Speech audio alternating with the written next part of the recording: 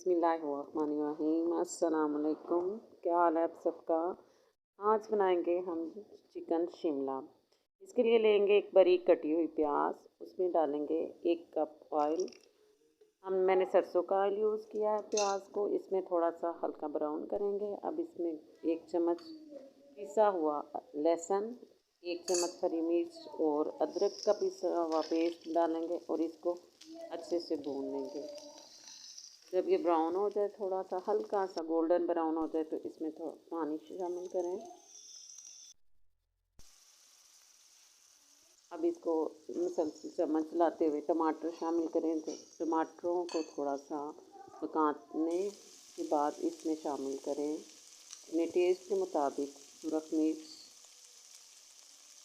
नमक अपने टेस्ट के मुताबिक और साथ इसमें हल्दी शामिल करें। अब इसको थोड़ा सा भूनें और साथ ही इसमें चिकन शामिल कर दें और 1 चम्मच चलाएँ और चिकन को मसाले में भूनें। अब इसमें शामिल करें खुश्क धनिया 1 टीस्पून, 2 अदद लौंग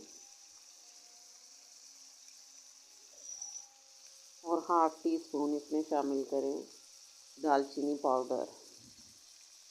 इससे गोश्त की खुशबू बहुत अच्छी आती है।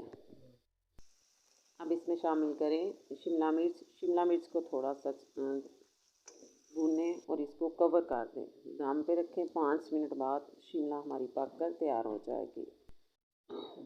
अगर वीडियो पसंद आई तो लाइक और सब्सक्राइब